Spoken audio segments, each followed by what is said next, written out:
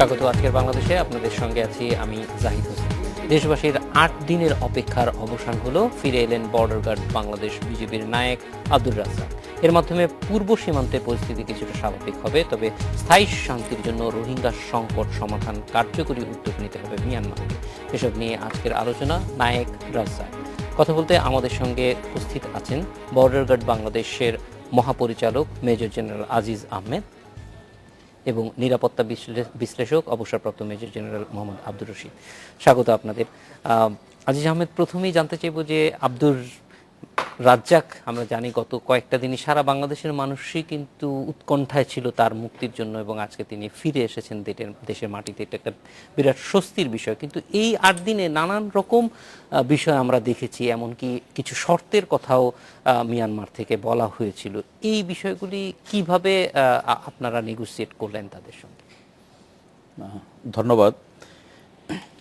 প্রথমত যে ঘটনাটা ঘটার পর যখন আমরা জানতে পারলাম, আমার স্থানীয় যখন ব্যাটালিয়ন কমান্ডার জানলেন এবং আমাদের হেডকোয়ার্টারে জানালো, তখন আমি দেশের বাইরেই ছিলাম। আমাকে সাথে সাথে ঘটনাটা জানানো হয় এবং আমরা ইমিডিয়েটলি তাদের সাথে যোগাযোগ ইস্টাবলিশ করতে বলি।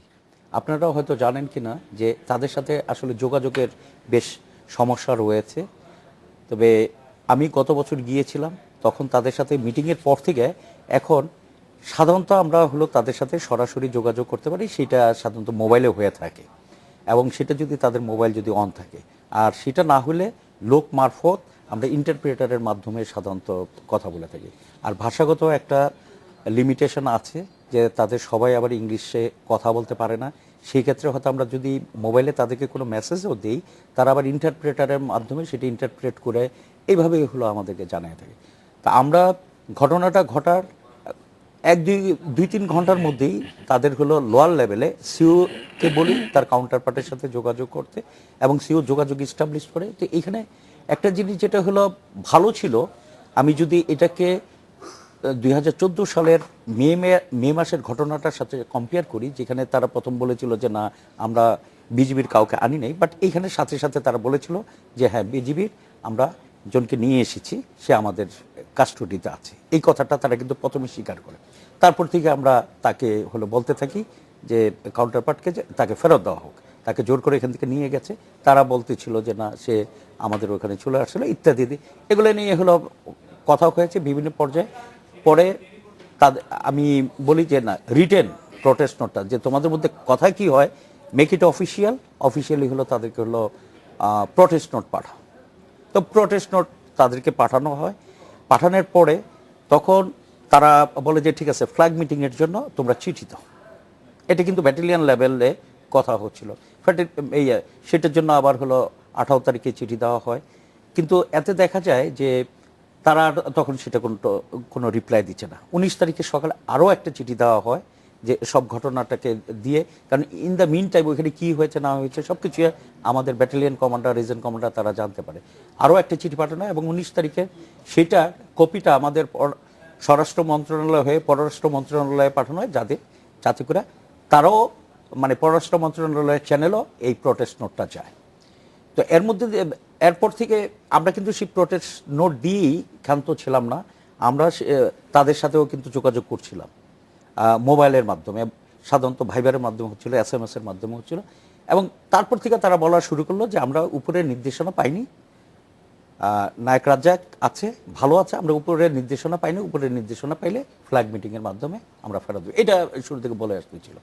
19 তারিখে যখন এই নায়েক রাজ্জাকের এই ছবিগুলো তুলে তাদের সোশ্যাল মিডিয়াতে গেল, এবং এটা যখনই আমাদের নলেজে আসলো, সাথে সাথে আমরা সেই ছবিগুলো কালেক্ট করে আমি তখন প্রয়োজনীয় নির্দেশনা দিই, এবং আমরা অত্যন্ত কড়া ভাষায় আমাদের মধ্যে যেটা বাংলাদেশ মায়ানমার বর্ডার এগ্রিমেন্ট 1980 আছে, সেই এগ্রিমেন্টের কথা প্রসঙ্গটা তুলে এবং অন্যান্য বিষয়গুলো ইন্টারন্যাশনাল ল সব কিছু কথা উল্লেখ করে, ইভেন এই মাসের 14 তারিখ আমাদের রিজিয়ন কমান্ডার এবং বর্ডার গার্ড পুলিশের যে স্থানীয় যে প্রধান আছে, ব্রিগেডিয়ার টিনকোকো, ব্রিগেডিয়ার পুলিশ, তাদের মধ্যে কক্সবাজারে মিটিং হয় জাস্ট ঘটনা 3 দিন আগে। তখনই কিন্তু আমরা এই মায়ানমার বাংলাদেশ বর্ডারে বিভিন্ন সমস্যা নিয়ে আমরা আলাপ আলোচনা করি এবং সেই সমস্যাগুলো দ্বিপাক্ষিকভাবে কিভাবে এগুলাকে সলভ করা যায় সেগুলো নিয়ে আলাপ আলোচনা হয়। সেইখানে পূর্বের একটা ঘটনায় যে তারা এরকম সোশ্যাল মিডিয়াতে তারা কিছু ছবি দিয়েছিল সেটাও কিন্তু উল্লেখ ছিল। তো এই 3 দিনের মাথায় আবার একই ধরনের একটা ঘটনা করলো, যে যেটা হলো যে তারা জোর করে তাকে এখান থেকে নিয়ে যায়। দ্বিতীয় কথাটা হলো তার অত্যন্ত আপত্তিকর অবস্থায় তার ছবিটা তুলে সেটা হলো তাদের সোশ্যাল মিডিয়াতে দেয়। তা আমরা সেইগুলো সব কিছু উল্লেখ করে তাদেরকে একটা কড়া প্রতিবাদ লিপি আমরা প্রেরণ করি, যেটাকে হলো প্রোটেস্ট নোট বলা হয়। আমরা সেটা পাঠাই।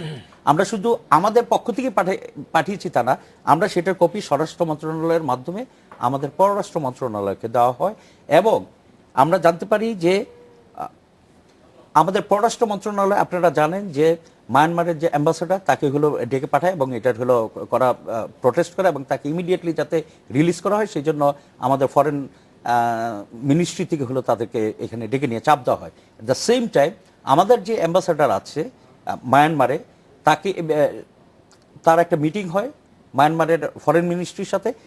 সেই মিটিংয়ে যাওয়ার পূর্বে আমাদের প্রোটেস্ট নোট এবং এই ছবিগুলো হলো আমরা পাঠিয়ে দিই রাতের মধ্যে, যাতে এগুলো হলো সেখানে আলোচনা হয়।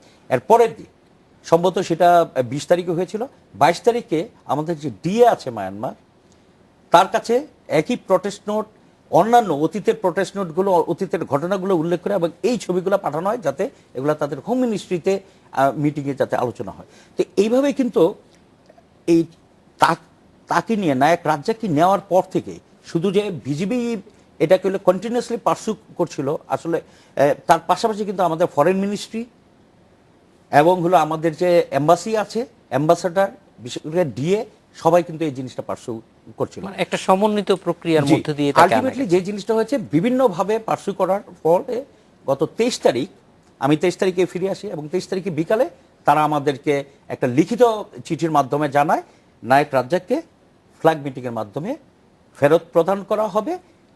মায়ানমারের পক্ষ থেকে একজন লেফটেন্যান্ট কর্নেলের আন্ডারে আরও 9 জন অংশগ্রহণ করবে, তাদের একটা তালিকা পাঠায়, আমাদেরকে বলে যে আপনাদের পক্ষে কারা আসবে এই ফ্ল্যাগ মিটিংয়ে অংশগ্রহণ করতে, তাদের নাম পাঠায়। এর বাইরে অন্য কিছু ছিল না। সেটা দেওয়ার পর আমরা সাথে সাথে উত্তর দেই যে আমাদের 6 থেকে 7 জনের যাবে এবং আমাদের যে টেকটাফের অধিনায়ক আছে তার নেতৃত্বে যাবে। সেটা তাদেরকে আমরা 23 তারিখ রাতেই জানিয়ে দেই মেসেজের মাধ্যমে এবং 24 তারিখ সকালে আমরা লিখিতটা লোক মারফত তাদের কাছে পৌঁছে দিই। সেটারই আর তখনই সময়টা নির্ধারণ হয় যে এটা মংডুতে হবে, সকাল 10টার সময় হবে।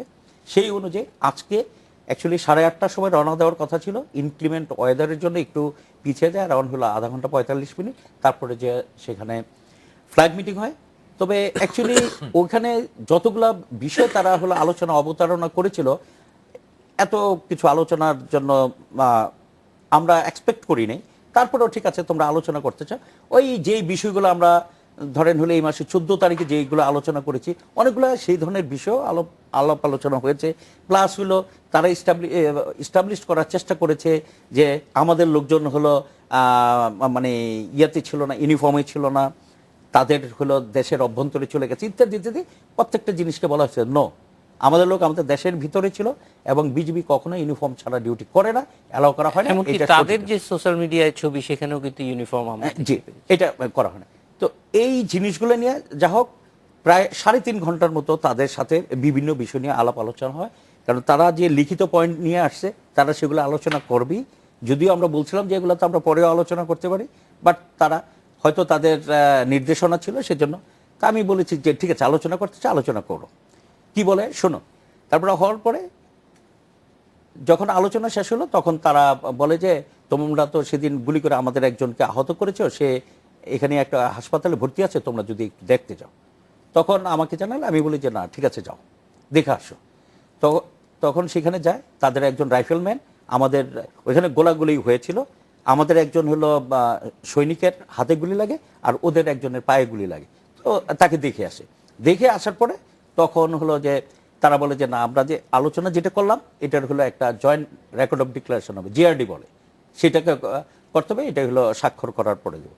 তো বলে যে ঠিক আছে, কিন্তু ওইখানে ওরা ওই একই জিনিস বারবার ইনসিস্ট করতেছিল যে না তোমার লোকজন ইউনিফর্ম ছিল না, তোমার লোকজন মায়ানমারে চলে আসছিল। তো বলছে যেন এই পয়েন্ট থাকলে তো এগুলো হলো স্বাক্ষর করা হবে না, কারণ আমাদের লোককে তোমরা আমাদের সীমানা থেকে ধরে নিয়ে আসছো, তারা হলো রুটিন পেট্রোলে ছিল এবং বিজিবি কোনোদিন ইউনিফর্ম ছাড়া ডিউটি করে না। তো এই 2 পয়েন্ট যদি ওমিট না করো, we are not going to sign this agreement. তো এখন ওদের সমস্যা হয়েছে কি, তখন হলে এটা নিয়ে তারা আবার বিভিন্ন জায়গায় জানিয়েছে, ওইখান থেকে ক্লিয়ারেন্স আসতে আসতে অনেকটা দেরি হয়েছে। তারপরে হলো 5:30 তারা হলো সব এগ্রিমেন্ট ওগুলা ছাড়াই জাস্ট কি আলোচনা হয়েছে অন্যান্য জিনিসগুলো স্বাক্ষর হয়েছে, এবং নায়ক রাজ্জাককে ফেরত দেওয়ার পরে তারা ওইখান থেকে ধরেন 35-এ রওনা দিয়েছে, এসে ঘাটে এসে তারপর তো চলে আসলো। এইগুলো টোটাল যে ইনসিডেন্টটা হয়েছে আর কি। এটা একটা ভালো সমাপ্তি যে সুস্থভাবে উনি ফিরে এসেছে। আসার পরে বলেছেন উনি সুস্থ, যদিও আমরা দেখেছি কিছু ক্ষত কয়েকদিন আগে যে সোশ্যাল মিডিয়াতে যেটা বললেন সেখানে। আব্দুর রশিদ, আপনার কাছে একটু আসতে চাই, মানে যেটা বাংলাদেশ মিয়ানমার সীমান্তে একটা হচ্ছে যে যেটা মনে হয় যে স্যারও যেটা বলছিলেন যে তাদের সঙ্গে আমাদের যোগাযোগের খুব স্মুথ না, ভাষার সমস্যা আছে, অন্যান্য সমস্যা আছে, এবং আরেকটা সমস্যাও আমার কাছে মনে হয় যে ভৌগোলিকভাবে তারা যত কাছে, মানসিকভাবে অত কাছে না। আমাদের প্রতিবেশী হিসেবে আমরা ভুটান, নেপাল, এমনকি শ্রীলঙ্কাকেও যত প্রতিবেশী মনে করি, মিয়ানমারকে কি ঠিক প্রতিবেশী মনে করতে পারি না। এইসব বিষয়েও কি সীমান্তের সমস্যাগুলিকে মানে বাড়িয়ে দেয় কিনা মানুষের মধ্যে যোগাযোগ? স্বভাবতই আপনার অনুমান ঠিক। সেটি হচ্ছে যে দুই দেশের ভেতরে যে বন্ধুত্বপূর্ণ সম্পর্ক, সেটি অনেকগুলো ফ্যাক্টরের উপর নির্ভর করে। সবচেয়ে বড় ফ্যাক্টর যেটা কাজ করে সেটি হচ্ছে পিপলস টু পিপলস কন্ট্যাক্ট, মানুষে মানুষের যোগাযোগ। তো সেটি আমরা ভারতে গেলে পারে, পশ্চিমবঙ্গে গেলে আমাদের একজন লোক যতটা কমফোর্টেবল ফিল করে, ল্যাঙ্গুয়েজ এবং পরিবেশ, খাওয়া সব কিছু মিলিয়ে, মিয়ানমারে গেলে হয়তো অতটা কমফোর্টেবল ফিল করছে না, এবং তাদের ভাষাগত কারণে আমাদের যে যাওয়া আসার পরিমাণ হচ্ছে খুব কম। আরেকটি জিনিস আপনি দেখেন, সরকারি পর্যায়ে যথেষ্ট উদ্যোগ বারে বারে নেওয়া হয়েছে, কিন্তু তাদের একটা বন্ধ রাষ্ট্রনীতির কারণে সেটি কখনোই খুব একটা সার্থকতার মুখ দেখেনি। এর পরবর্তীতে আমরা যেটা দেখেছি সেটি হলো যে বর্ডার অঞ্চলে আবার শুধু যে দুই বাহিনী কাজ করছে তাও না, সেখানে হয়তো উনি আরও ভালো বলবেন, আরও কতগুলো সমস্যা ওই বর্ডারের সাথে জড়িত আছে, যেটি আমরা যদি বর্ডারকে স্থানীয় অধিবাসী এবং স্থানীয় ভূমির সাথে থেকে আলাদা করে দেখি, আমার মনে হয় সেটি ভুল হবে। তো ওখানে যখনই আমরা ওটা দেখতে যাব, তখন আমরা দেখতে পাই ওই সীমান্তে কি আছে, মাদক চোরাচালান, ইয়াবার একটা বড় চোরাচালানের একটি আছে, কি বলে, চক্র কাজ করে। তারপরে আমরা তো মানব চোরাচালান তো দেখলামই, একটা চক্র তো আছেই, অস্ত্র পাচারেরও চক্র আছে। তো এরপরে আবার জঙ্গি, রোহিঙ্গাদের জঙ্গি আছে, আবার আরাকান জঙ্গি, তারা আবার ওখানে চলাচল করে। তো সব মিলিয়ে বর্ডারটা একটু আমার মনে হয় অনেক জটিল অবস্থার মধ্যে থাকে। এবং আরেকটি হচ্ছে এর ভিতরে একটা দুর্গম ন্যাচারাল, যেটাকে আমরা বলি টেরিটোরিয়াল যে কমপ্লেক্সিটি, সেটাও আছে। কিছু কিছু এলাকা আছে দুর্গম, সেখানে যাওয়া যায় না সহজে। তো সব মিলিয়ে এই জটিলতার ভেতরে যখন কাজ করবেন, তখন আমি বলবো যে এটা বিজিবির জন্য একটা বড় চ্যালেঞ্জ নিঃসন্দেহে। তো সেইটাকে মোকাবেলা করার জন্য এর আগেও, ঠিক হওয়ার আগেও আমার মনে হয় একদিন আমরা ইনফরমালি আলাপ করছিলাম, সেটি হচ্ছে যে আমরা এই যোগাযোগ ব্যবস্থাকে কত বাড়াতে পারি, যাওয়া আসা কত দ্রুত হতে পারে, সেটির উপরে একটি রাষ্ট্রীয় পদক্ষেপ এবং বেসামরিক পদক্ষেপের কথা আমরা বলেছি। যে আমাদের লোকরা ওখানে যাবে, আমাদের থিঙ্ক ট্যাঙ্করা ওইখানে যাবে, ওদের থিঙ্ক ট্যাঙ্করা আমাদের এখানে আসবে। এইভাবে যদি আমরা আলোচনা অব্যাহত রাখি, তাহলে আপনি যেটা বললেন যে তারা আমাদের ক্লোজ নেইবার, কিন্তু তারা অনেক দূরের, সেটাকে আপনি কাছে নিয়ে আসবেন। আর আমি যেটা দেখি যে মূলত বর্তমানে তাদের সাথে আমাদের বৈরিতা খুব একটা জায়গা নেই, শুধু একটা জায়গাতে তারা হয়তো আমাদের প্রতি সবসময় শঙ্কাতে থাকে, সেটি রোহিঙ্গা ইস্যু। তো রোহিঙ্গা ইস্যু কিন্তু বাংলাদেশের ইস্যু না, এটি কিন্তু এখন একটা আন্তর্জাতিক ইস্যু। যে রোহিঙ্গা একটি জাতিসত্তা, সেই জাতিসত্তাকে তারা নাগরিকত্ব দিচ্ছে না, তাদেরই জমির মানুষ, তাদের ওইখানে বসবাস করছে শত বছর ধরে। তো সেখানে বিশ্ব তাদেরকে স্টেটলেস পিপল বলছে। তো তাদেরকে এখনো স্টেটের এই যে অধিকারটা দেবার জন্যে স্বভাবতই বাংলাদেশের অবস্থান শক্ত থাকবে, যে নেইবারিং কান্ট্রি হিসেবে সে বলবে তুমি তাদেরকে অধিকার দাও। সেই অধিকারের সাথে মার্কিন যুক্তরাষ্ট্র বলছে তাদেরকে অধিকার দাও, এখন সবাই বলছে তাদেরকে অধিকার দাও। এই যে অতিরিক্ত একটা চাপ সৃষ্টি হয়েছে, মানসিক চাপ তাদের উপর এসে পড়েছে, এটিরই একটি আউটলেট হিসেবে তারা এটাকে ডাইভার্ট করার জন্য বাংলাদেশকে একটা প্রভোকেশন করতে চেয়েছিল এই ঘটনাটা দিয়ে। ঘটনা কিন্তু প্রথমে ঘটেছে আমার কাছে যতটুকু মনে হয়, আমি জানি যে জেনারেল আজিজ আমার চেয়ে বেশি জানবে, ঘটনা ঘটেছিল প্রথমে লোকালি, এবং এটির সাথে কোনো আন্তর্জাতিক বা রাষ্ট্রীয় কোনো কিছু সম্পৃক্ততা ছিল না। কিন্তু যখন এটি ঘটে গেল, যাবার পরে হয়তো তাদের নীতি নির্ধারকরা মনে করেছে এটিকে কিভাবে ক্যাপিটালাইজ করা যায়, তখন এরা বিভিন্ন সমস্যার সাথে জড়িয়ে এটিকে, আমি বলবো যে এই ছবি ছাপানো, এটিকে দেয়া, এটি বাংলাদেশের মানুষের ভিতরে একটা উত্তেজনা সৃষ্টি করা, এটি হচ্ছে কাইন্ড অফ এ প্রভোকেশন আমরা বলি। তো এই প্রভোকেশনটা বাংলাদেশ খুব ভালোভাবে হ্যান্ডেল করেছে। আপনি হয়তো খেয়াল করবেন, প্রথম আপনার এখানে আমার মনে হয় যে দ্বিতীয় টক শোতে আমি আসছি অন দ্য সেম ইস্যু, এবং প্রথম দিকে যখন এটা হয়েছে তখন মনে হলো যে এরকম একটা অবস্থা যে বাংলাদেশ একটা নতজানু, আমাদের প্রতি আমাদের ধরে নিয়ে গেছে, তাকে কেন আমরা বল প্রয়োগ করে আনছি না, আমরা কেন আমাদের সেনাবাহিনী নিয়োগ করছি না। তখন আমরা বোঝাতে চেষ্টা করেছি রাষ্ট্রনীতি এবং বিদেশ নীতি আর আবেগ একসাথে কাজ করা যায় না, এর একটা প্রসেস আছে। অলরেডি জেনারেল আজিজ বলেছে তাদের রাষ্ট্রদূতকে যখন আমাদের পররাষ্ট্র মন্ত্রণালয় ডেকেছে, এই ডাকাটা ডিপ্লোম্যাটিক ল্যাঙ্গুয়েজে একটি বড় প্রতিবাদ এবং একটি অপমানকর বিষয়, আসলে এটাকে ধরে নিতে হবে ভাবেই। তো এই ডিপ্লোম্যাটিক ল্যাঙ্গুয়েজটা তো ঠিক হাতাহাতির ল্যাঙ্গুয়েজ না, এগুলোই হচ্ছে ডিপ্লোম্যাটিক ল্যাঙ্গুয়েজ। সেই ল্যাঙ্গুয়েজগুলোকে আমরা আমাদের জনগণকে হয়তো পৌঁছাতে পারছিলাম না যে এটি ডিপ্লোম্যাটিক ল্যাঙ্গুয়েজ চলছে এবং এখানে যথেষ্ট শক্ত অবস্থান আছে। আমরা শুরু থেকেই কিন্তু বলেছিলাম যে নায়েক রাজ্জাক ফেরত আসবে এবং শান্তিপূর্ণভাবে আসবে।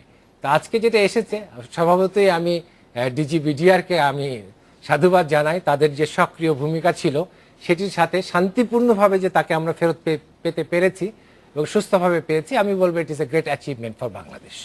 আমরা একটা বিরতিতে যাব, বিরতির পর জেনারেল আজিজ আপনার কাছে আবার ফিরে আসবো যে এই যে মায়ানমারের সঙ্গে আমাদের যে সীমান্ত আছে, সেই সীমান্তটি কিভাবে আরো বেশি মানুষের জন্য মানে ফ্রেন্ডলি করা যায়। কারণ আমরা সত্যিকার অর্থেই সাধারণ মানুষ মনে করি যে এটি একটা, এটা তো অবশ্যই দুর্গম, কিন্তু একই সঙ্গে যোগাযোগটাও খুব কম, যার কারণে হয়তো পাবলিক ডিপ্লোমেসির যে সুযোগটা সেটা আমরা যে যতটুকু ভারতের সঙ্গে পাচ্ছি ততটুকু কিন্তু মিয়ানমারের সঙ্গে পাচ্ছি না। সেক্ষেত্রে বর্ডার গার্ড বাংলাদেশ তারা কি ধরনের উদ্যোগ নিতে পারে? অবশ্যই কেন্দ্রীয়ভাবে উদ্যোগ নেওয়ার ব্যাপার আছে সরকারের পক্ষ থেকে, কিন্তু এক্ষেত্রে স্থানীয় পর্যায়ে কোনো উদ্যোগ নেওয়ার সুযোগ আছে কিনা বা আপনারা ইতিমধ্যেই নিচ্ছেন কিনা, এটা বিরতির পরে জানব। আজকে বাংলাদেশে নিচ্ছে একটি স্বাগত আরেকবার, দেখছেন আজকের বাংলাদেশ। জেনারেল আজিজ, আপনার কাছ থেকে একটু জানতে চাইব যে স্থানীয় পর্যায়ে পরিস্থিতিটা কেমন, সেখানে মানুষের মধ্যে যোগাযোগ কীরকম এবং আমাদের বর্ডার গার্ড কীরকম দায়িত্ব পালন করছে? আসলে আমাদের বাংলাদেশের সাথে মায়ানমারের যে বর্ডার আছে 259 কিলোমিটার, তার মধ্যে হলো 208 কিলোমিটার ছিল হলো ল্যান্ড বাউন্ডারি, আর 61 কিলোমিটার হলো নাফ নদীর দিয়ে যেটা সেটা হলো রিভার বাউন্ডারি। এই 208-এর মধ্যে গত প্রায় 8-9 মাসে আমরা নতুন নতুন বিওপি এস্টাবলিশড করে সেখানে কিন্তু 50 কিলোমিটার আমাদের, কিন্তু তার মধ্যে এই 208-এর মধ্যে অলমোস্ট 187 কিলোমিটার ছিল আনগার্ডেড, অর্থাৎ আমাদের কোনো বিওপি নাই, সেনাবাহিনী তো নাই, ইভেন বিজিবি পর্যন্ত বর্ডারে নাই, এত ইনঅ্যাক্সেসেবল ওই এলাকাগুলো। তার মধ্যে আমরা 50 কিলোমিটার মায়ানমারের এগেনস্টে সাম্প্রতিককালে আমরা কভার করতে পেরেছি নতুন নতুন 12টা বিওপি এস্টাবলিশড করে। আর ওই এলাকাতে আপনি যে জিনিসটা বললেন, আসলে আমাদের অপোজিটে যারা আছে তারা হলো যে যারা হলো অধিকাংশ হলো রোহিঙ্গা এবং অন্যান্য যারা আছে জনবসতিকে কিন্তু আপনি যদি বলেন তারা কিন্তু অনেকটা হলো ব্যাকওয়ার্ড, ওরকম ডেভেলপ তেমন কিছুই নাই এই মুহূর্তে, এবং হলো এলাকাটা হলো খুবই দুর্গম এলাকা, আর চলাচলের জন্য কিন্তু খুব রেস্ট্রিক্টেড কিছু হলো রাস্তাঘাট ওখানে আছে। তো যে জিনিসটা হয় প্রতিদিন সাধারণত আমাদের এখান থেকে কিছু লোকজন 24 ঘন্টার একটা পাস নিয়ে ওই পাশে যায়, ওদেরও ওইখান থেকে আসে, এই ধরনের কিন্তু অ্যারেঞ্জমেন্টটা আছে। বাট অন্যান্যভাবে এখানে তাদের সাথে এই সম্পর্কটা বা ব্যবসা যে একটা সম্পর্ক সেটা যদি বৃদ্ধি করা যদি সম্ভব হতো, কারণ তাদের যে নিয়ার বাই যে সমস্ত ছোট ছোট স্মল টাউনশিপ বলবো না, বা এর থেকে ছোট ছোট যে এলাকাগুলো আছে সেখানে কিন্তু না তেমন একটা বিজনেস ফ্যাসিলিটিস আছে বলে আমাদের জানা নাই, ঠিক আছে না? তো যার জন্য স্থানীয় পর্যায়ে এটা কিন্তু খুবই সীমিত। এখানে হলো দুজনের মধ্যে হলো সম্পর্ক, সিভিলিয়ান টু সিভিলিয়ান, মানে যেটা হলো পাবলিক টু পাবলিক রিলেশনশিপটা ডেভেলপ করা। এইখানে আমাদের যে জিনিসটা হলো প্রয়োজন সেটা হলো করতে হবে রাষ্ট্রীয় পর্যায়ে। উপরের লেভেলে যদি হয় তখন হয়তো যদি ব্যবসাটা যদি আরো তাদের সাথে ব্যবসা এবং অন্যান্য সম্পর্ক যদি বৃদ্ধি পায় তখন হয়তো এই যে এখানে যাই এক্সিস্টিং রোড আছে এবং এগুলাকে ব্যবহার করে নিয়ার বাই যে সমস্ত শহরগুলো আছে বা স্টেটগুলো আছে তাদের সাথে যদি ব্যবসা বাণিজ্য শুরু করা যায় তাহলে হয়তো এটা আরেকটা সহজ হয়ে আসবে। তো এইখানে কিন্তু এই যে টেরেন যেটা আছে ডিফিকাল্ট টেরেনটা, এটাও কিন্তু একটা হলো হিন্ড্রেন্স আমি বলবো এই ক্ষেত্রে। আরেকটা তো আছে ভাষাগত একটা বিষয় আছে। হ্যাঁ, ওইখানে যারা হলো অপোজিটে সাধারণত নিয়ার বাই এলাকাগুলোতে যারা থাকে তারা যদিও যারা হলো মুসলিম আছে, রোহিঙ্গা আছে, তারা বাংলা ভাষায় কথা বলে, বাট দূরের যারা আছে তাদের ভাষা ভিন্ন, তাদের সাথে কমিউনিকেট করতে সমস্যা হয়। এই অসুবিধাগুলো কিন্তু আছে। একটু নায়ক রাজ্জাকের বিষয়ে আবার চলে আসতে চাইবো যে রাজ্জাককে আমরা দেখেছি যে খুব বেশি বিপর্যস্ত চেহারা এবং একই সঙ্গে কিছুটা তাকে আঘাতও করা হয়েছে। এই ব্যাপারে আপনাদের তো প্রতিনিধি দলের সঙ্গে চিকিৎসকও গিয়েছিল, তাদের কাছ থেকে মানে কি তথ্য পেয়েছেন, মানে তাকে কতটুকু? যেহেতু আমরা ছবিতে দেখেছি তার ব্লিডিং হচ্ছিল, সেই অবস্থার একটা ছবি দেখেছি। তা আমি প্রতিনিধি দলের সাথে একজন ডাক্তারকে আমাদের বিজিবি ডাক্তার পাঠিয়েছিলাম। সে আমাকে ওখান থেকে যখন রাজ্জাককে নিয়ে আসে আমি জিজ্ঞেস করেছিলাম কি হয়েছিল। মানে ফার্স্ট হ্যান্ড হলো তার মেডিকেল চেক আপে যে জিনিসটা হলো আসছে তার নাকের এখানে, যে যখন হলো ওই নৌকার মধ্যে হাতাহাতি পর্যায়ে হচ্ছিল তখন হলো মায়ানমার বর্ডার গার্ড পুলিশের কোনো সদস্য তার নাকে কামড় দিয়েছিল এবং সেখানে হলো দাঁতের চিহ্ন আছে এবং এখান থেকে কিছুটা মাংসও উঠে গিয়েছে, একটা কামড়ের চিহ্ন। সেটা সেও বলেছে আমাদের ডাক্তারকে যে জিনিসটা বলেছে, যার জন্য হলো কন্টিনিউয়াস হলো ওদিক থেকে হলো ব্লিডিং হচ্ছিল এবং যে ছবিটা তোলা হয়েছে সেখানে কিন্তু নাক দিয়ে ব্লিডিং হচ্ছিল। তো এই জিনিসটা আর বিভিন্ন জায়গায় যে হাতাহাতি হয়েছে দু এক জায়গায় যেটা লেগেছে এইগুলো অ্যাপারেন্টলি আমরা দেখেছি। তো ওখানে হাতাহাতি হয়েছে এবং যে বৈঠা বা অন্যান্য জিনিসে একজন আরেকজনকে আঘাত করেছে, এই ধরনের বৈঠার আঘাতেরও চিহ্ন আমরা দেখেছি। তো আর এই নাকের বিষয়টা এখানে আমি অলরেডি এখানে আসার পূর্বে তার খোঁজখবর নিয়েছি, নিয়ে আমি বলেছি যে কালকে তাকে ঢাকা পাঠিয়ে দিতে। আমরা হলো নাকের বিষয়টা হলো আরও ডিটেলস যাতে দেখতে পারি যে অ্যাকচুয়ালি ওখানে অন্য কোনো সমস্যা হয়েছে কিনা। বাট ওইখান থেকে কিছুটা মাংস ছিঁড়ে নিয়ে গেছে কামড় দিয়ে এবং ওইখানে যে কামড় দিয়েছিল ওইটার ইমপ্রেশনটা আছে, যেটা হলো ডাক্তার আমাকে জানিয়েছে। আমাদের এই যে যথেষ্ট দুর্গম যেহেতু এই সীমান্ত এলাকাটা, সেইখানে সার্ভিলেন্সের জন্য কি কোনো ধরনের মেকানিক্যাল ডিভাইস ব্যবহার করা হয় কিনা? ধরেন এই মুহূর্তে আমরা যে জিনিসটা করছি, আপনি যেটা বললেন সেটা হলো যে দোনো পাশেই কিন্তু নাফ নদী ছাড়া অন্যান্য জায়গা যেটা আছে সেটাতে কিন্তু অত্যন্ত দুর্গম হলো পাহাড়ি এলাকা। তা আমরা সেখানে করার জন্য যেমন বর্ডার সেন্ট্রি পোস্ট, বিভিন্ন জায়গায় সেন্ট্রি পোস্ট করা আছে অনেক উঁচুতে, যাতে ওখান থেকে আমরা দিনের বেলা বাইনোকুলারে, রাতের বেলা নাইট ভিশন গগলস আমরা ওইখানে আমি দিয়েছি, সেগুলা দিয়ে হলো দেখাশোনা করে। আর তাছাড়া হলো পেট্রোলিং। তবে পেট্রোলিংয়ের জন্য যেহেতু আমাদের ওইখানে মায়ানমারের কিন্তু জিরো লাইনের বরাবরে কিন্তু তারা কাঁটাতারে বেড়াও কনস্ট্রাক্ট করেছে এবং তাদের রাস্তাও কিন্তু আছে, তারা কিন্তু ইজিলি ওদিকে পেট্রোলিং করতে পারে। কিন্তু আমাদের কিন্তু সেই ডিফিকাল্টিসটা রয়ে গেছে, আমাদেরকে সেই চড়াই উতরায় অতিক্রম করেই টহল দিতে হয়। তো সেই ক্ষেত্রে আমরা ওয়াচ টাওয়ারের থেকেও দেখি, প্লাস হলো যে আমরা হলো পেট্রোলিং করি, দুইটা বিউপির মাঝখানের এলাকায় পেট্রোলিং করি, যেই পর্যন্ত আমরা কভার করেছি। তো সেই ক্ষেত্রে কি কিন্তু আমাদের এদিকে এগুলো অনেক ডিফিকাল্টিস আছে। তারপরে শত ডিফিকাল্টি সত্ত্বেও কিন্তু আমরা ক্রমান্বয়ে বিউপি ওদিকে বৃদ্ধি করছি। যেই জায়গাটা আমাদের এখন পর্যন্ত সেটা আনকভার্ড ছিল সেগুলোকে হলো বিজিবির টহলের আওতায় নিয়ে আসার জন্য আমরা সেটা করে যাচ্ছি। আমরা দিন রাত ওখানে পেট্রোলিং করে থাকি, মূলত হলো পেট্রোলিং করে থাকি। আর তাছাড়াও যেই সমস্ত এলাকাগুলো দিয়ে যে বিভিন্ন ট্রেল আছে বা অন্যান্য জায়গা দিয়ে দিক থেকে আমরা যেটা শুনি যে রোহিঙ্গারা আসতে পারে, আগে আসতো যে সমস্ত, ওই সমস্ত জায়গায় আমরা এ ধরনের টাওয়ার আছে এবং আরও অনেক টাওয়ার হলো তৈরি করার আমাদের পরিকল্পনা আছে। আমরা সেটা অনুমোদনের জন্য পাঠিয়েছি, নীতিগত অনুমোদন হয়েছে, ফান্ড পেয়ে গেলে আমরা সেই টাওয়ারগুলো তৈরি করব। জি, জেনারেল রশিদ, আপনার কাছে আবার একটু ফিরে আসবো যে এই এলাকাগুলো আমরা জানি যে টহল অনেক বাড়ানো হয়েছে এবং গত এক বছরে আমাদের কাছে যে তথ্য আছে তাতে যথেষ্ট পরিমাণ যে মূল চোরাচালান পণ্য ইয়াবা সেটার ধরাও পড়েছে অনেক, আটক হয়েছে অনেক। এই বিষয়গুলি কতটুকু নিরাপত্তার ক্ষেত্রে বা বাংলাদেশ এবং বাংলাদেশের বিজিবির যে নিরাপত্তা সদস্যরা আছে তাদের উপরে বা এটা মায়ানমারের যারা এখন নিরাপত্তার দায়িত্বে আছে, এই যে ধরেন চোরাচালানিদের সঙ্গেও কোনো ধরনের আপনার যোগাযোগ থাকে কিনা, বা সেটার কোনো প্রভাব এই ঘটনাগুলির মধ্যে পড়ে কিনা, আমি একটু আপনার কাছে জানার আগে একটা বিরতিতে চলে যাব, ফিরে এসে এই বিষয়গুলি একটু বিস্তারিত জানতে চাইব। আজকে বাংলাদেশে যাচ্ছে আরো একটি বিরতিতে, সঙ্গে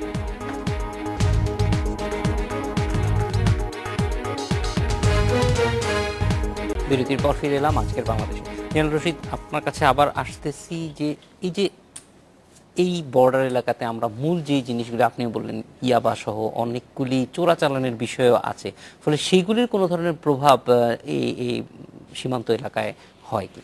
প্রথমে আমি আরেকটু ভিতরে যেতে চাই প্রভাবটা, যে আপনি যদি ইয়াবা নিয়ে আমরা অনেক স্টাডি করেছি, এবং ইয়াবার সাথে যে আমরা এটাকে বলি যে আপনার ট্রান্সন্যাশনাল অর্গানাইজ ক্রাইম, আন্তর্দেশীয় সংঘবদ্ধ অপরাধ, তো এই অপরাধটা কিভাবে সংগঠিত হয় সেটি গিয়ে আপনাকে প্রথমে এটাকে ট্র্যাক করতে হবে।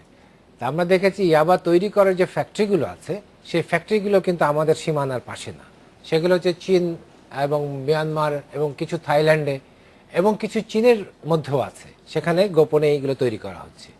ওখান থেকে ইয়াবাটা আসতে হবে আমাদের সীমান্তে। তো এই আশাটার ভেতরে একটি জায়গার আমরা খুঁজে পাই, সেটি হচ্ছে ওদের ওখানে প্রদেশ থেকে আরেক প্রদেশের লোক চলাচল নিষিদ্ধ, তাকে ট্রাভেল পারমিট নিয়ে যেতে হয়। শুধুমাত্র ব্যক্তি তারাই অনুমোদিত যারা কোনো ট্রাভেল পারমিট ছাড়া চলে না, তারা হচ্ছে নিরাপত্তা বাহিনী বা সামরিক বাহিনী এরা। তাহলে ওইটা যে এত সুন্দরভাবে এখানে আসছে, সেক্ষেত্রে অনেকেই বিশ্লেষকরা মনে করছেন যে এখানে সামরিক বাহিনীর সদস্যরা তাদের গাড়িতে করে এই ইয়াবা চোরাচালানে যুক্ত হয়েছে, এবং সেটি এখানে আসার পরে এটি পাচার করার জন্যে যে আমরা যে চক্রটাকে দেখছি, সেই চক্রের সাথে তাদের ওইখানে যারা সামরিক চক্র বা বিজিপি আছে তাদের বেশ কিছু সংশ্লিষ্টতা পাওয়া যায়। এখানে আরেকটি বেশি জটিলতা আছে বার্মার আভ্যন্তরীণ দিক থেকে দেখলে, এটি হচ্ছে দুর্গম অঞ্চল হওয়া এবং ন্যাপিটো থেকে অনেক দূরে হওয়ার জন্য তাদের প্রতি কেন্দ্রের যে প্রভাব সেটা অনেক কম, তার ফলে এদের যে শৃঙ্খলার মানও হচ্ছে অনেক কম। তো যার ফলে এরা এদিকে হলে পারে যে লোকাল মিলিটারি কমান্ডার্স আছে, সেই ইচ্ছা করলে এটিকে যদি বন্ধ করতে হলে তাকে এনগেজ করতে হবে, এবং সেখানে সে যদি জড়িয়ে যায় তাহলে এটি আপনি ঠেকাতে পারবেন না। এবং তার আন্ডারেই কিন্তু এই যে বিজেপি এবং যা আর্মিরা ওখানে ঘোরাফেরা করছে, এখানে যে নৌকাটা সার্চ করতে গেল সেটি করছে বাংলাদেশের বিজিবি। এখন ওইখানে যদি মাদক থাকে তাহলে সেক্ষেত্রে দুই দেশই তো মাদকের বিরুদ্ধে অবস্থান, তাহলে তার তো কোনো রাগ করার কিছু নেই যে এটি বাংলাদেশের কাছে ধরা পড়লো না মিয়ানমারের কাছে ধরা পড়লো, সেটি যত না বড় কথা, তার চেয়ে বড় কথা হচ্ছে মাদকটাকে ধরতে হবে। তো সেখানে এই সহযোগিতার জন্য কিন্তু ভারতের সাথে আমাদের চুক্তি আছে, কিন্তু মিয়ানমারের সাথে সরাসরি চুক্তি নাই বলে তাদের কমিটমেন্টটাকে আমরা কাজে লাগাতে পারছি না। তাহলে এখান থেকে এই যে কমিটমেন্টটা করার ক্ষেত্রে আমাদের উদ্যোগ যদি থাকে, সেই উদ্যোগের পেছনে যারা কাজ করছে নেগেটিভভাবে, তারা হচ্ছে ওই সামরিক কমান্ডার যিনি ওইখানে কাজ করছেন, উনি হয়তো এটাকে মত দিচ্ছেন না। কেন দিচ্ছেন না? সেখানে একটি স্বার্থের বিষয় জড়িত আছে।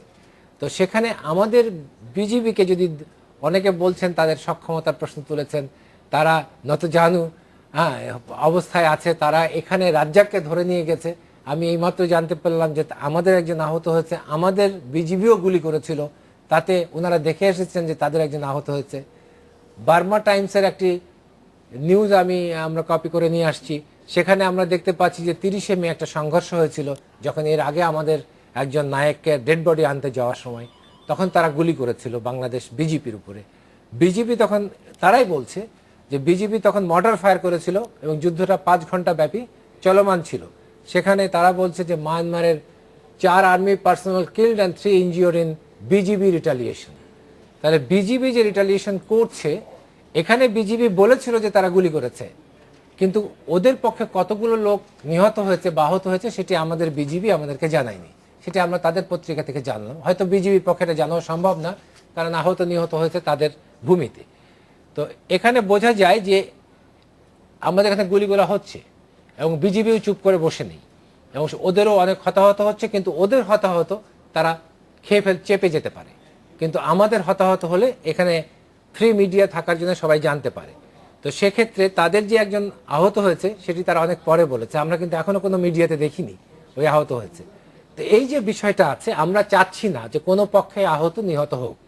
তো এখানে একটি আন্ডারস্ট্যান্ডিং গ্রো করতে হবে, সেই গ্রো করার পেছনে যেটি আছে যে মাদক ব্যবসা বন্ধ করতে হলে তাদের কমান্ড যেগুলো আছে সেখানে এনগেজ করতে হবে, যে এখানে এইগুলো সমস্যা এবং সেই কমান্ডকে আপনাকে রেকটিফাই করতে হবে। আমরা দেখেছি যে থাইল্যান্ডে একজন বড় ধরনের জেনারেল এই মানব পাচারের সাথে হয়েছে, জড়িত হয়েছে। তো সেই ক্ষেত্রে আমি বলেছি যে ট্রানজিশন, যে সামরিক আইন থেকে গণতন্ত্রের ট্রানজিশনের ক্ষেত্রেও এগুলো কিন্তু একটা বড় ফ্যাক্টর হিসেবে অস্থিরতার পেছনে কাজ করছে। তা না হলে বাংলাদেশ বা মিয়ানমারের বৈরিতা হওয়ার কোনো কারণ নেই, বরঞ্চ এখানে আরো বন্ধুত্ব বাড়ানো উচিত। তা আমার মনে হয় সেক্ষেত্রে বাংলাদেশের বিজিবি বলেন, আমাদের পররাষ্ট্র দপ্তর, তাদেরকে আরো উদ্যোগী হতে হবে। আমরা যেটাকে বলি কনস্ট্রাকটিভ এনগেজমেন্ট, এটি করলে, এটির সাথে আপনি একটা কথা বলেছেন যে ট্র্যাক টু ডিপ্লোম্যাসি, অর্থাৎ মানুষে মানুষে কন্ট্রাক্ট, সেখানেও একটু বৃদ্ধি করলে আমাদের যে আস্থার জায়গাটা সেটি বাড়বে। এবং ওই আস্থার জায়গাটা বাড়ানোটাই আমার কাছে মনে হয় যে এখন সবার কাছে বড় চ্যালেঞ্জ। অবশ্যই আস্থার জায়গাটাই বড় চ্যালেঞ্জ। আমরা একটা বিরতিতে যাব, বিরতি থেকে ফিরে এসে জেনারেল আজিজ আপনার কাছে একটু জানবো যে রুটিন যে কাজগুলি হয় সেইখানে আপনাদের মানে প্রাত্যহিক যে দুই পক্ষেরই কাজ চলে সেইখানে কোনো ধরনের সমস্যা আছে কিনা যেটা আপনারা ফেস করেন প্রতিদিনের ইয়েতে। আমরা একটু একটা বিরতি পর্যন্ত যাচ্ছি, একটি বিরতিতে স্বাগত আরেকবার। দেখছেন আজকের বাংলাদেশ। আজিজ আহমেদ, যেটি এই যে রুটিন যে কাজগুলি হয় সেখানে কি ধরনের সমস্যা আছে কিনা কোনো ধরনের? আমি ইতিপূর্বে মেনশন করেছি, প্রথম যে জিনিসটা আমাদের কর্মকাণ্ড করতে, যে আমাদের চলাচলের, যখন আমরা ল্যান্ড প্যাট্রোলিং করতে যাই, যেহেতু ওইটা খুব ডিফিকাল্ট টেরেন, সেই জন্য আমাদের অনেক অসুবিধা হয়। আমাদের ওই ধরনের রাস্তা নেই, যেটা তারা হলো সেই সুবিধাটা ভোগ করে, কারণ তারা রাস্তা অলরেডি তৈরি করে নিয়েছে, একটা বিষয়। দ্বিতীয়ত ভাষাগত বিষয় আছে। আমরা যেমন হলো যখন হলো বাংলাদেশ ভারত বর্ডারে যখন আমরা ডিউটি করি, কোনো কিছু হলে একদম নিচের লেভেল পর্যন্ত তারা হলো আরেকজনের সাথে কমিউনিকেট করতে পারে, তাদের সাথে কথাবার্তা হয় এবং সমস্যাগুলো ফ্ল্যাগ মিটিংয়ের সাথে সাথে সাথে ওগুলো সলভ করে নেয়। এই জিনিসটা আমাদের পক্ষে সম্ভব না। আরেকটা বিষয় যেটা আছে সেটা হলো এখানে কিন্তু না, এই যে আমাদের যে 259 কিলোমিটার যে ওদের সাথে যে আমাদের বর্ডার আছে, এই বর্ডারের কিন্তু সম্পূর্ণটাতে as per Bangladesh Myanmar border agreement 1980 অনুযায়ী কিন্তু সেটাতে যে সব জায়গায় হলো বর্ডার সিকিউরিটি ফোর্স থাকার কথা, কিন্তু ওদের এখানে একটা যে অনেক জায়গাতে আছে যেখানে হলো রাইট অন দ্য বর্ডার, এই বিওপিগুলোতে তার হলো যে আর্মি ডিপ্লয়েড আছে। এই জিনিসটা আমরা বরাবর তাদেরকে হলো অবজেকশন দিয়ে এসেছি যে এইটা তো এগ্রিমেন্টের হলো বরখেলাপ হচ্ছে, তোমাদের আর্মি এখানে কেন? যখন এই প্রসঙ্গটা বলে তারা বলে যে আপনারাও আর্মি ডিপ্লয় করেন, আমাদের কোনো আপত্তি নাই, আমাদের এখানে ইনসার্জেন্সি সমস্যা আছে, সেখানে আমরা বিজিবি রাখতে পারবো না, সেই জন্য আমাদের আর্মি আছে, তারা হলো ইনসার্জেন্সি অপারেশন, কাউন্টার ইনসার্জেন্সি অপারেশনের জন্য। বাট আমরা বলি যে আমাদের তো আর্মির প্রয়োজন নাই, আমরা কেন আমাদের, এবং we are respectful to this agreement, আমরা তো সেই এগ্রিমেন্টে তো 5 কিলোমিটার মধ্যে আমাদের আর্মি আসতে পারে না। সেই ক্ষেত্রে কমিউনিকেশনটা সরাসরি আর আর্মির সঙ্গে আপনাদের পক্ষে করা সম্ভব? যেই এলাকাগুলোতে আর্মি আছে ওই এলাকাতে কোনো কিছু হলে তো আমরা তাদের সাথে যোগাযোগ করতে চাইলেও তারা আর আমাদের সাথে রেসপন্ড করে না, কারণ তারা তো যেহেতু বর্ডার সিকিউরিটি ফোর্সের লোক না। তো এই একটা এই যে কমপ্লেক্স সিচুয়েশনটা, এটা কিন্তু মায়ানমারের সাথে আমাদের আছে।